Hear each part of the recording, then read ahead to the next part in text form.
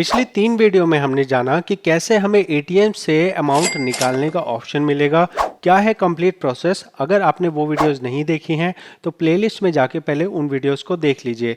आज की वीडियो में हम ये डिस्कस करने वाले हैं एटीएम से विड्रॉ करने के ऑप्शन आने के बाद क्या हमें ऑनलाइन ऑप्शन नहीं मिलेगा, क्या अब हमें ऑनलाइन फॉर्म भरने की कोई ज़रूरत नहीं है, सीधे जाओ एटीएम पे सीधे जाके पैसा निकाल लो। इस बारे में हम बात करेंगे। नमस्कार दोस्तों, मेरा नाम सागर है, मैं पीएफ कंसल्टेंट हूँ। इस वीडियो में जो आप सुनेंगे ये मेरा प्रैक्टिकल अनुभव है, साथ में ही मैंने अपने सूत्र जो हमारे पीएफ ऑफिस में सूत्र हैं उनसे भी ये चीज़ें डिस्कस की हैं, उसके बेस पे मैं आपको वीडियो बना के दे रहा हूँ। कहीं से कॉपी पेस्ट नहीं है, किसी की सुनी सुनाई बात नहीं है। तो चलिए मैं आपको समझाता हूँ। सबसे पहला पॉइंट ये है कि जब आपने पिछले कॉन्सेप्ट में समझा कि एटीएम पे जाके हमें अमाउंट एंटर करना है तो यहाँ पे साफ साफ ये लिखा हुआ है subject to withdrawal rule. Subject to withdrawal rule का मतलब क्या होता है? मतलब ये होता है कि जैसे पहले नियम थे पीएफ निकालने के कि आप इलनेस में कितना पैसा निकाल सकते हैं और घर बनाने के नाम पे कितना पैसा निकाल सकते हैं, उन सभी नियमों को देखकर ही आपके पास ये एटीएम से निकालने का ऑप्शन आएगा। यहाँ पे एटीएम का ऑप्शन का ये बिल्कुल भी मतलब नहीं है कि अब ऑनलाइन फॉर्म भरने की फैसिलिटी बंद होने वाली है। फैसिलिटी ऑनलाइन वाली चालू ही रहेगी और 90% मैं कह रहा हूँ कि अभी भी आप जो भी फॉर्म भरेंगे वो ऑनलाइन ही भरेंगे। इसके 2-3 रीज़न है। क्या रीज़न है? सबसे पहले समझते हैं कि जो एटीएम से विड्रॉ करने की फैसिलिटी है वहाँ पे आपको सिर्फ एक लिमिटेड अमाउंट ही दिया जाने वाला है। इसके बारे में मैं आपको दिखा सकता हूँ, एग्जैक्टली दिखा सकता हूँ कि कहाँ पे लिखा है कि लिमिटेड अमाउंट ही मिलेगा। तो यहाँ पे हमारे 7 नंबर पॉइंट में लिखा हुआ है कि यहाँ कहा जा रहा है टू बिगिन विद मतलब शुरुआत करने के लिए हम एक फिक्स अमाउंट ही देंगे per day per UN number till system stabilise. जैसा आप समझते हैं कि कोई भी नया सिस्टम है, चाहे जीएसटी हो चाहे इनकम टैक्स हो, जब भी कोई नया सिस्टम आता है तो उसमें कई सारी खामियां होती हैं, कई सारी परेशानियां होती हैं। तो उन परेशानियों को दूर करने के लिए यहाँ पे पहले जो आपको अमाउंट दिया जाएगा हो सकता है कि 2,000 रुपये या 5,000 रुपये या 10,000 रुपये ही निकालने के लिए दिया जाएगा। ऐसे में जिनको भी पैसा ज़्यादा चाहिए, जिनको मान लो 50,000 चाहिए, जिनका एलिजिबिलिटी 1 लाख की है, जिनकी एलिजिबिलिटी 50 लाख की है, तो वो लोग क्या करेंगे? वो एटीएम से थोड़े जाएंगे निकालने के लिए। तो वो सभी लोगों को, या फिर अगर किसी को 5,000 रुपये भी निकालने हैं उनके लिए भी ऑनलाइन फॉर्म भरने का ऑप्शन, चाहे आप वेबसाइट से बोलें चाहे आप उमंग एप्लीकेशन से बोलें, आप लोगों के लिए वैलिड रहेगा। जो फैसिलिटी अभी चली आ रही है वो फैसिलिटी लगातार चलती रहेगी। आप आज के टाइम पे क्या कर रहे हैं? आज के टाइम पे आप फॉर्म भरते हैं, फॉर्म भर के आपके पैसे बैंक में आ जाते हैं। बैंक में आने के बाद आप यूपीआई से करो, एटीएम से विड्रॉ करो, ट्रांसफ़र कर दो, जैसा आपको इस्तेमाल करना है वैसा करो। ये फैसिलिटी बनी रहेगी। आप इसमें से जो भी अपना फॉर्म भर रहे हैं, लोगों का ये चिंता है, देखो 2 तरह से लोग हैं। एक वो लोग हैं जो पीएफ का काम करते हैं, उनकी चिंता ये है कि अब हमसे फॉर्म कौन भरवाएगा। और दूसरे लोग वो हैं जो खुद सेल्फ यूज़र हैं, तो उनका ये है कि भाई अब तो हमें फॉर्म भरने की ज़रूरत नहीं होगी, हम जाके तुरंत से पैसा निकाल लेंगे। तो यहाँ पे जिन लोगों को फॉर्म ना भरने वाली चिंता है, आप उस चिंता से मुक्त हो जाइए। फॉर्म भरने की फैसिलिटी हमेशा से रहेगी।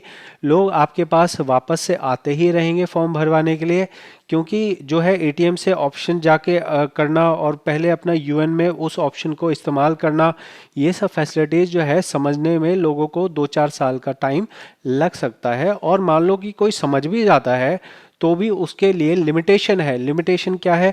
जैसा पीएफ ऑफिस ने कहा कि हम शुरुआत में फिक्स अमाउंट रखेंगे, तो फिक्स अमाउंट में कितना अमाउंट रखा जाएगा? अब मानो 10,000 ही रख दिया गया, अब उसको चाहिए 15,000 रुपये, 20,000 रुपये चाहिए, तो भाई साहब ये चीज़ थोड़े वो करेगा कि हम आज हमने 10,000 निकाल लिए, फिर वो कल फिर जाएगा फिर 10,000 रुपये निकालेगा।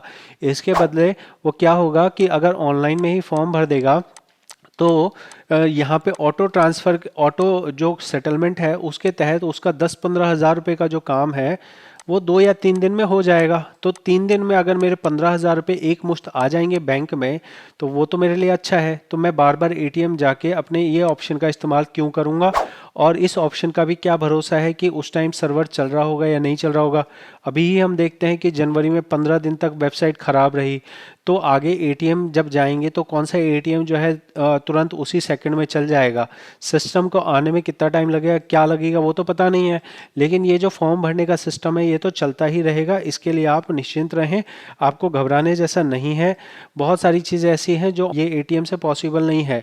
जैसा कि आप देखेंगे तो यहाँ पे हमारे जो विड्रॉल के नियम हैं, इन नियमों में तो बहुत सारी चीज़ें हैं, जैसे कि घर बनाने के नाम पे अब इतने सारे ऑप्शन दे रखे हैं। ठीक है, मैरिज है तो मैरिज में 2 ऑप्शन 3 ऑप्शन दे रखे हैं।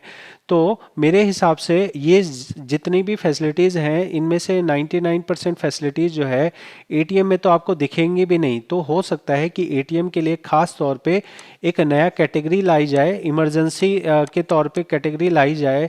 जैसा आपको पता होगा कि कोविड में ऑप्शन दिया गया था, वो कोविड का ऑप्शन बस कोविड तक था, 3 महीने की सैलरी के जितना निकाल सकते थे। तो अभी कोविड ख़त्म हो गया तो वो ऑप्शन ख़त्म हो गया।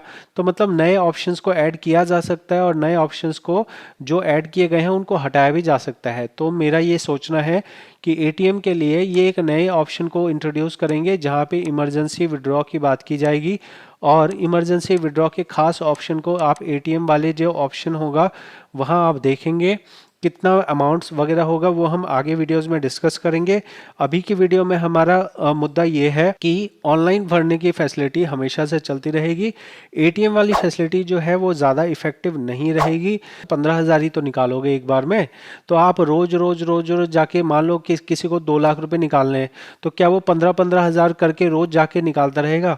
एटीएम से निकालने की लिमिट होती है, उस लिमिट के ऊपर पीएफ ऑफिस आपको पैसा उसमें से निकालने नहीं देगा, और शुरुआत में वैसे भी आपको लिमिट लगाई जा रही है। तो मैंने यहाँ पे कंप्लीट आपको जानकारी दी है। अब आपसे रिक्वेस्ट करूंगा, सारी जानकारी देने के बाद थोड़ा आपसे मैं प्रार्थना करूंगा कि देखो 6 लाख लोगों ने मेरे वीडियोस को देखा, लेकिन सिर्फ 2.5% लोगों ने सब्सक्राइब किया।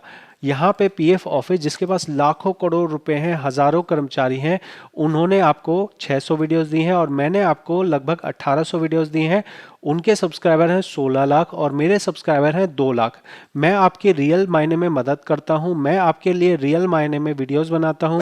आप मेरे चैनल को अगर सपोर्ट करेंगे, सब्सक्राइब करेंगे, थोड़ी इनकम मेरी भी बढ़ेगी और ज़्यादा से ज़्यादा लोगों तक मेरी ज़रूरत वाली वीडियोस पहुंचेंगी। किसी को एक्टिवेट करना है, किसी को केवाईसी करना है, किसी को विड्रॉ करना है, वो सही जानकारी तक पहुंच पाएगा। आपको बस इतना करना है, सब्सक्राइब करना है। बहुत सारे चैनल देखे हैं जहां पे मान लो कि आपको सपोर्ट करने के लिए पैसे देने होते हैं, यहाँ तो कोई पैसे नहीं देने आपको, यहाँ तो सिर्फ सब्सक्राइब का बटन दबा देना है। इतना कर देने से आप एक सेवा करेंगे, उन लोगों तक मेरी वीडियोस पहुंचेगी जो लोगों को पीएफ की परेशानी है, जिन लोगों तक रियल जानकारी की कमी होने से वो या तो पीएफ ऑफिस के चक्कर लगा रहे हैं या कंपनी के चक्कर लगा रहे हैं, या कोई एजेंट उनसे 10,000 15,000 रुपए ठग रहा है। तो मेरी बात समझ के कृपया करके सपोर्ट कीजिए, सब्सक्राइब कीजिए। अगली वीडियो में हम जानेंगे कि हम कितने बार पैसे निकाल सकते हैं और क्या इसमें हमारा कोई एक्स्ट्रा चार्ज लगने वाला है अगर हम एटीएम से पैसा निकालने जाते हैं। इस वीडियो में इतना ही। कमेंट में ज़रूर बताएं ये वीडियो कैसी लगी है। बहुत बहुत धन्यवाद।